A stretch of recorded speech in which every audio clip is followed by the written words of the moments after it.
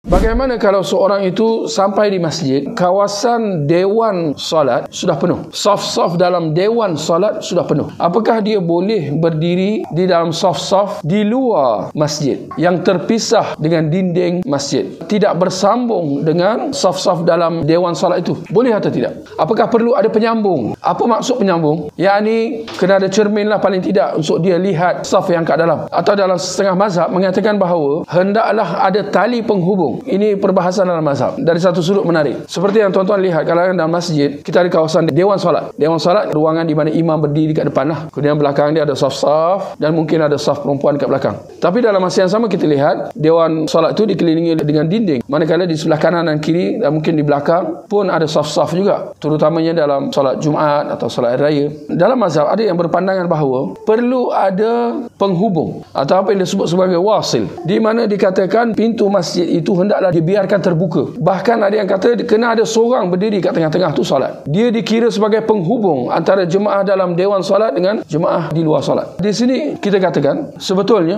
Muslim itu diperintahkan untuk melakukan sesuatu itu sedaya yang mampu. Demikian dalam bab solat berjemaah. Hendaklah dia melakukan solat berjemaah itu dengan memenuhkan saf sedaya yang mampu. Andai kata saf-saf dalam dewan solat dah penuh, apakah dia masih lagi mampu untuk solat dalam dewan solat? Kata-kata dia tak nak mampu dah penuh dah. Jadi kesudahannya boleh tak dia solat kat luar, sedangkan ada dinding yang memisahkan dan sebagainya? Kita kata dibolehkan dan itu dimaafkan. Tinggal lagi, apakah perlu sampai ada penghubung? Dipastikan ada cermin untuk melihat dalam, atau pintu perlu dibiarkan terbuka? Kita katakan bahawa kalau dia dapat nampak, itu sebaiknya. Jadi kalau dapat dibuka pintu supaya jemaah kat luar dapat nampak kat dalam, itu bagus. Kalau ada tingkap untuk dia nampak, itu bagus. Tetapi itu bukan syarat. Memadai kalau dia dapat dengar suara takbir perpindahan rukun itu, maka itu sudah membolehkan dia salat berjemaah, berimamkan imam yang di dalam walaupun terpisah dengan dinding. Barakallahu fiik. Saf-saf kat dalam sudah penuh sampai melimpah keluar masjid, bersambung dalam bangunan di tepi atau di belakang dan sebagainya. Demikian kalau sambung sampai ke tengah jalan. Ini seperti mana yang berlaku di Masjid Haram di Mekah. Jika terpaksa, maka terpaksa. Itu kaedah. Ad-darurah tubihul mahdhurah. Keadaan darurat membolehkan apa yang pada asalnya dilarang. Pada asalnya dilarang untuk seorang tu solat tak tentu pasal kat luar dan sebagainya, dia kena penuhkan kat dalam. Tapi kalau dah terpaksa, terpaksa.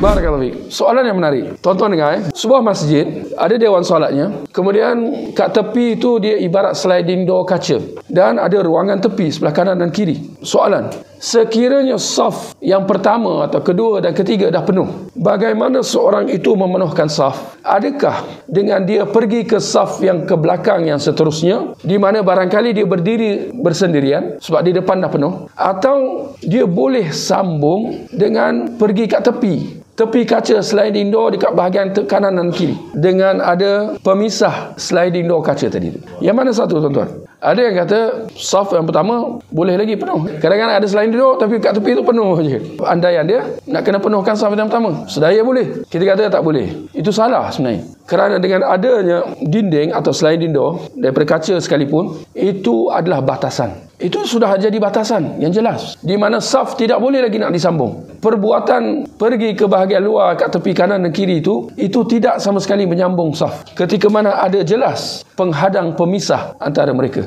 bagaimana mungkin dikatakan itu menyambung saf? Sedangkan dalam hadis, sahabat mengatakan kami dahulu dihalau antara dua tiang. Sedangkan pada hari ini kita lihat banyak saja dalam masjid, di mana satu saf itu dipisahkan dengan ada tiang masjid kat tengah-tengah. Di tengah-tengah saf tu ada tiang kat tengah-tengah. Sedangkan itu pada zaman Rasulullah SAW, sahabat-sahabat dihalau. Yang ni orang yang berada kat sebelah tepi tiang tu dihalau kerana mereka dianggap tidak menyambung saf sama sekali. Sedangkan saf tu sudah jelas dikira terputus dengan ada tiang tadi tu. Maka bagaimana pula dengan dinding kat tepi ataupun sliding door, walaupun daripada kaca, itu tetap dianggap sebagai dinding yang memisahkan. Barakallahu fiik.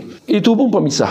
Kerana jelas, mana mungkin orang tu nak sambung kat hujung lantai tu, dia akan jatuh. Satu kaki kanan ke atas, satu kaki kiri itu dikira sudah terputus safnya. Maka tidak ada jalan kecuali dengan buka saf baru. Dan adanya dia seorang diri, itu dikira darurat. Jika terpaksa, maka terpaksa.